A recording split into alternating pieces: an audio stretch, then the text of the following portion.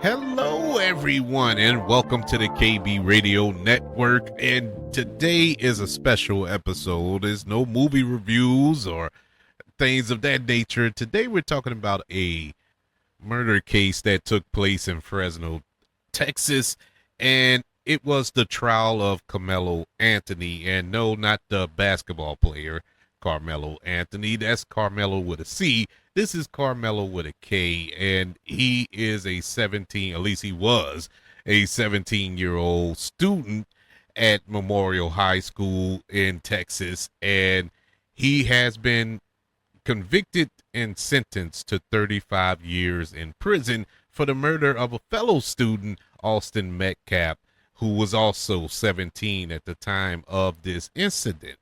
Now, this was pretty much an open and shut case. But what intrigued me about this is the racial divide that took place. Now, this happens all the time with certain cases that sweep the nation, going all the way back to the Rodney King incident that took place in the 90s, the OJ trial, and all this here. Is always a racial element involved that sparks the nation, that just sweeps the nation, and it divides the nation, more divided than what we are already, because this nation is already divided.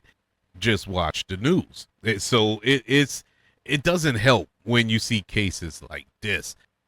But now, since we've gotten a verdict on it, I think it's going to be even more polarizing, because of there's the question of should he had been charged with manslaughter instead of murder, because he proclaims that it was self-defense as opposed to just a cold-blooded murder.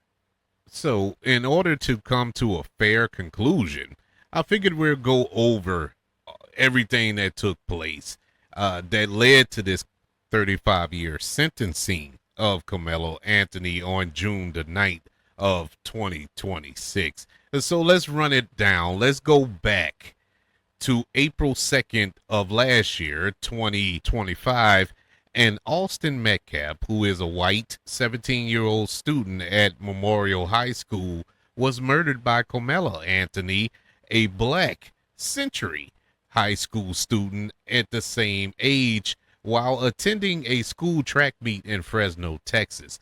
Karmelo Anthony stabbed Austin Metcalf after an altercation, and Metcalf died from those injuries.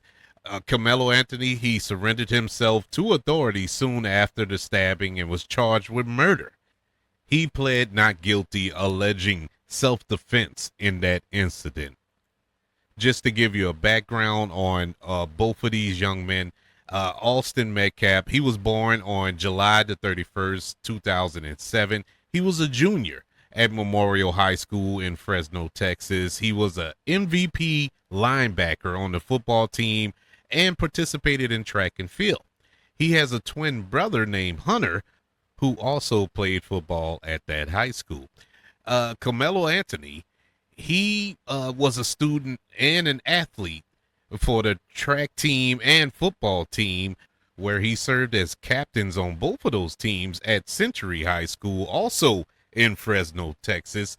Anthony and Metcalf did not know each other prior to this altercation.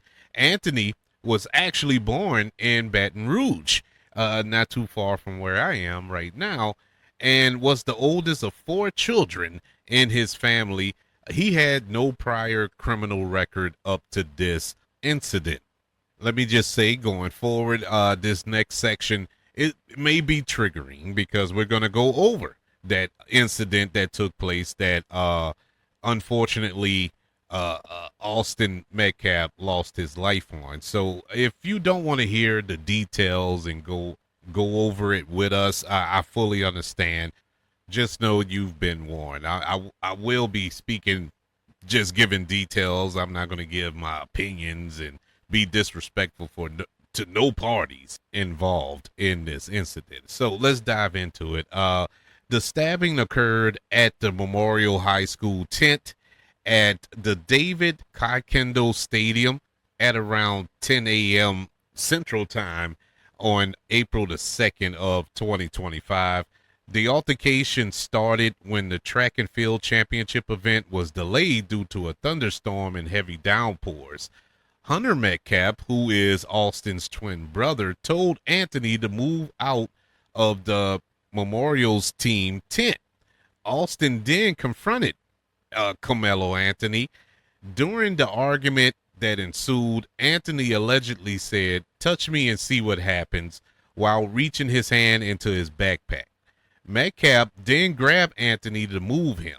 In response, Anthony pulled out a black knife from the backpack and stabbed Metcalf once in the chest before running away.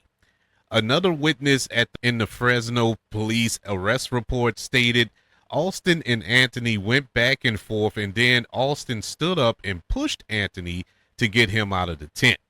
After being stabbed, Metcalf ran down the bleachers, grabbed his chest, and told those around him that he needed help.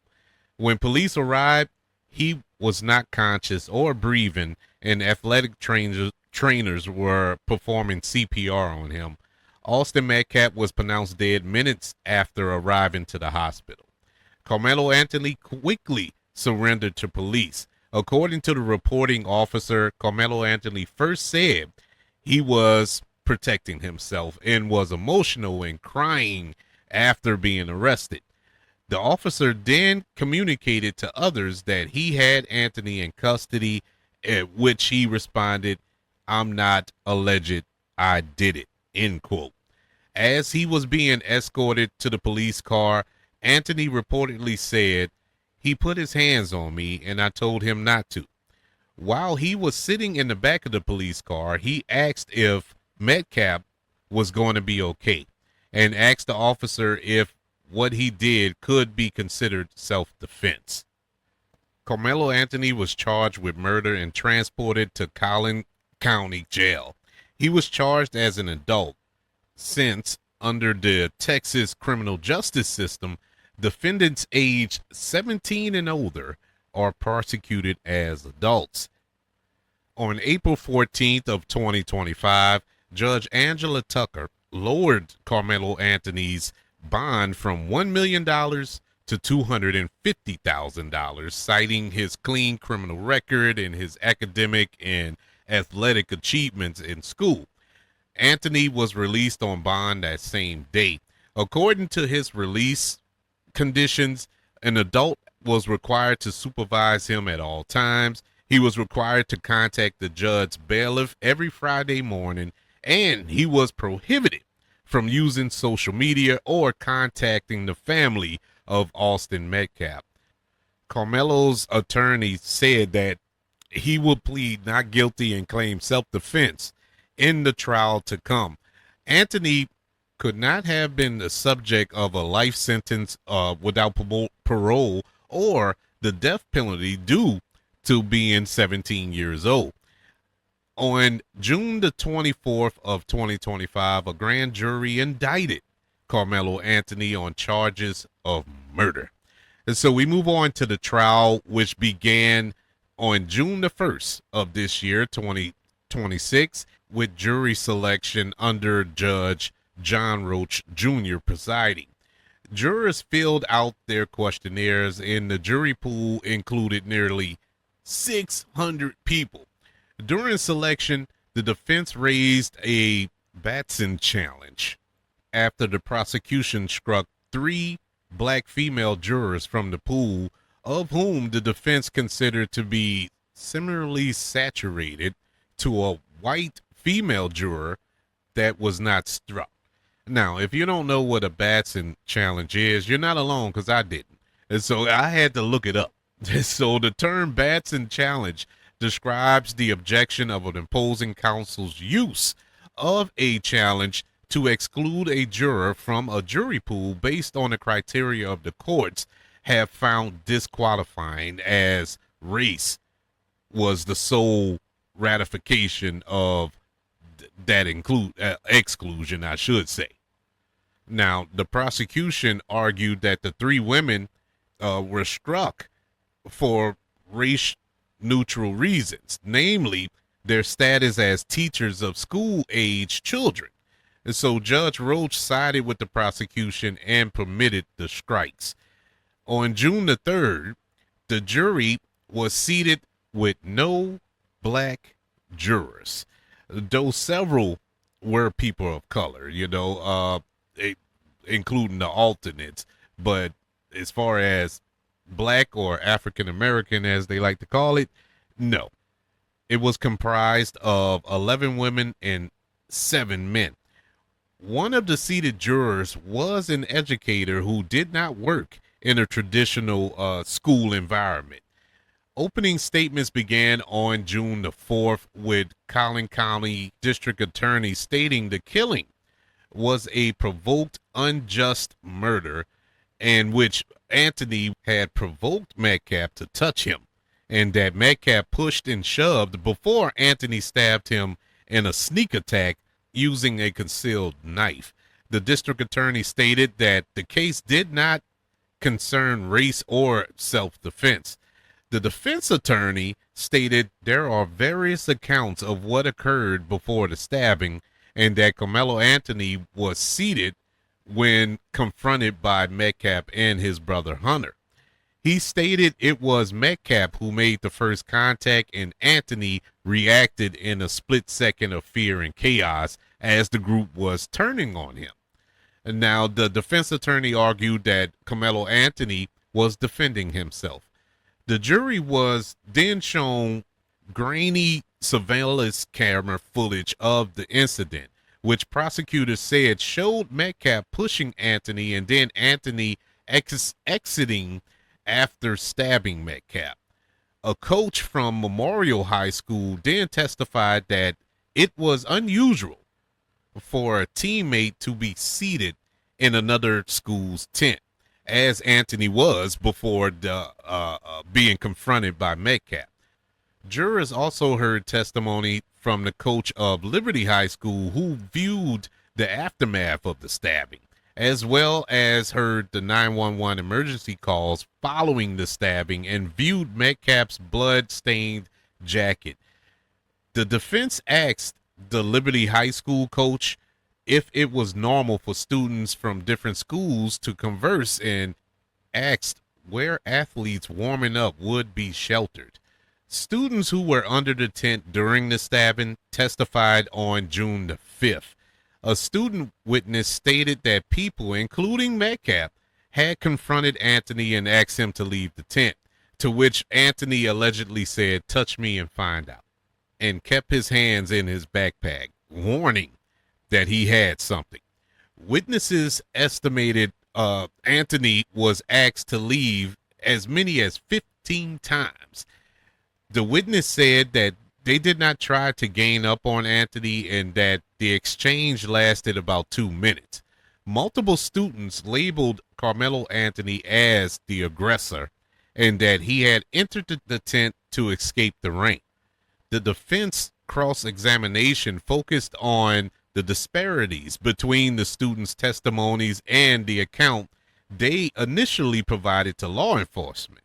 They further established the physical difference between Karmelo Anthony and Austin Metcalf, with the latter being 50 to 60 pounds heavier, and emphasized Metcalf and others' position over Karmelo Anthony, who was seated.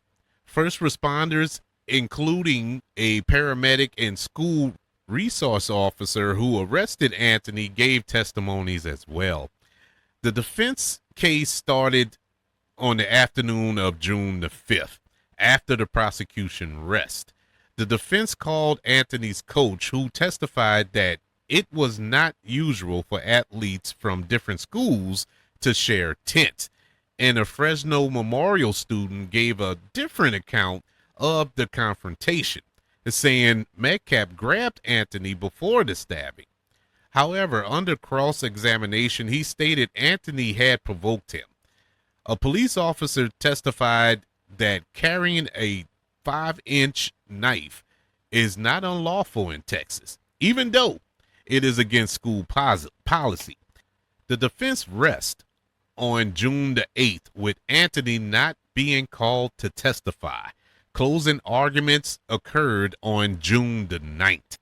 And after deliberating for close to 3 hours, the jury returned a guilty verdict on Karmelo Anthony in the charge of murder. The verdict was announced at 1:35 p.m. The jury rejected the sudden passion claim and sentenced him to 35 years in prison. Now, there's a lot to unpack there. You can come to your conclusions, and everybody's going to have one. Everybody is going to have their own opinion.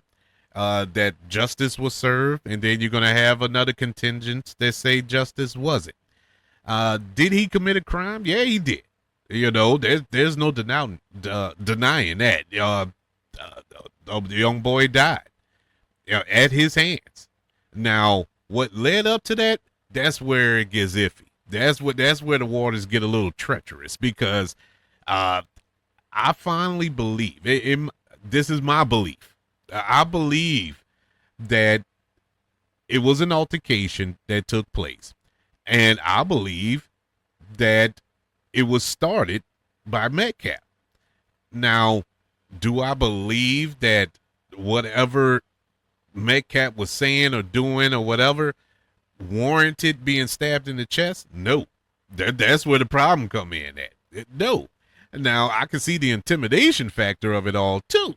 I mean, you're behind enemy lines here. You're under this other team's tent. It's raining. He's not thinking about that. He's trying to get out the rain.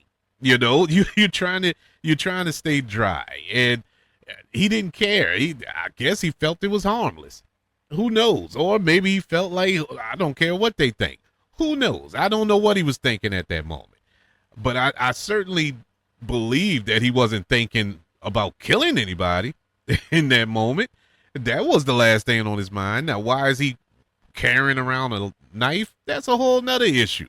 That's a whole nother problem within itself. And so there's a lot of things, like I said, there's a lot of factors that go into this, to whereas what is the thing? What does the punishment fit the crime? I guess you could say. Does he deserve 35 years in prison? My humble opinion, no. I don't think he deserves that. I don't think he should have been charged with murder. He should have been charged with manslaughter, in my humble opinion. And yes, he should have spent some time in jail, in prison. I don't think he's a murderer. Now, let me try to make this clear for all of you who don't understand where I'm coming from. Just because I don't think he's a murderer doesn't mean that I think he's not guilty. Yes, he is guilty. He is guilty of taking that young man's life. There's no denying that. But I don't think he's a murderer. I think it should have been manslaughter, if anything. Now, getting into the trial of it all, starting with the jury selection and all that there, I mean, come on. You can't tell me there's no funny business going on with this trial, with the jury. That screamed guilt. That's how I knew it was guilt. I knew it was going to be guilty. I knew right off the bat. That's why I didn't really follow the trial. I waited to the end to really dive into it and find out what all happened, what all took place. Because in my feeble mind, and I'm not the sharpest knife in the drawer, I never proclaimed to be the smartest person on earth. But in my little feebled mind, I don't understand the whole notion of we can't make this about race. I don't want these black women on sitting on the jury because they're going to be biased. So your counter to that is to put all white people on the jury and make it biased. The logic just don't logic with me. Not in that sense. I don't get that. That's not fair. That's not, I don't feel that's right. But I will say this about the jury. The jury had no choice but to come up with a guilty verdict. If you know how juries work, they only can go by what's being presented to them and what charges are laid out for the defendant. So they gotta go that way. They have to go that way, at least in certain cases. This could be different.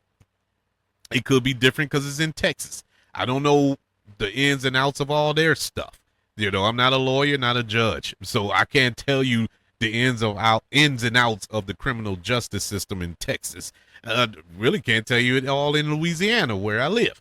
But I know that there's different laws for different states and different cases and charges and all this other foolishness. It's a lot. It's a lot. But I think it's kind of weird that that jury selection went the way it went, and you fully saw it. This was the quickest murder trial I ever saw in my life. What, a week? That's crazy to me. I've never seen a quicker murder trial. The other thing that I kind of scratch my head on here is the defense decision not to have Karmelo Anthony take the stand. Now, would that have helped him in the long run? Probably not. It probably wouldn't have helped him. I think everybody had their decisions made long before this trial started. But I would love to hear from his mouth, what took place, or what's his interpretation of what took place on that day. Maybe he could have shed some light on it. Maybe seeing it from his perspective, we can get a different view. Good or bad. Maybe, because he can go up there and completely poo the bed, and he sounds guilty as sin, and you're like, okay, guilty. Because more often than not, when defendants take the stand, you can point out if they're lying. You can see if they're fibbing. So it sometimes is good for the defense, sometimes it's bad for the defense, but I would have loved to have seen him on the stand and fight for his life. He's literally fighting for his life. He's 18 now, I believe, and he'll be 52, 53 years old before he gets out of prison. Life over. He didn't get a life sentence, but life over. 53. I mean, I don't know about the parole. I didn't hear anything about being eligible for parole at a certain time. I don't know. Maybe, but either way it go, his life is over, And the sad part about this case, the saddest thing about this case, no matter what the verdict would have been, had it went not guilty or no contest or guilty as it was, we got two families whose lives will never be the same. The Anthony family life would never be the same, and definitely not the Metcalf family. Their lives would never be the same. They lost a son. Both families lost a son.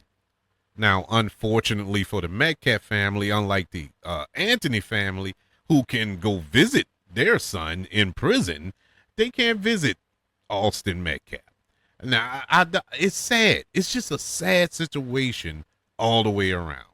And I hate that this took place. I hate that this turned into a racial war within this country, as if we don't have enough racial wars raging in this country right now with the Voters' Right Acts and all this other stuff. Now you got this case that it's just, I don't know, man. It was like fuel. It was like gasoline poured on a campfire when this all took place. So it's just sad, man. At the worst timing, man. It actually is no good timing for this. None. I want to touch in on this too, because speaking of the Anthony family, they had a situation, or are going through a situation, I should say, with a fundraiser. Is a GoFundMe, a crowdfunding campaign thing. The Karmelo Anthony family, they set up a Go Send Go, a Give Send Go, whatever it is. It's like a GoFundMe, and it was to pay the legal bills, the legal defense for their son, and they raised over a $500,000, $515,000, and they raised it by May. And the GoFundMe campaigns were launched by Metcalf's family as well, and the owners of a pizzeria in Fresno, Texas, where Metcalf worked part-time. They raised nearly $250,000. So the founder of the crowdfunding thing, the Give, Send, Go, Jacob Wells, he compared the case to those of Kyle Rittenhouse, you know, the idiot that shot the people at the Black Lives Matter march up there in, I think that was in Wisconsin, if I'm not mistaken. And he stated that Anthony should be afforded the same presumptions of innocence as anyone else.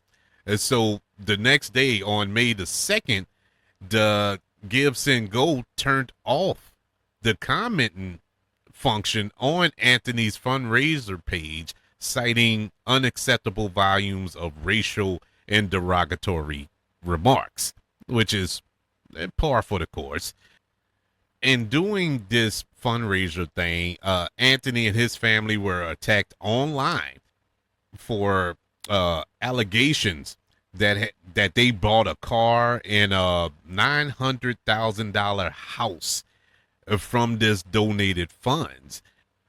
According to some reports, the family had not withdrawn any money from donations, and those claims appeared to be originated from a story in the Daily Mail.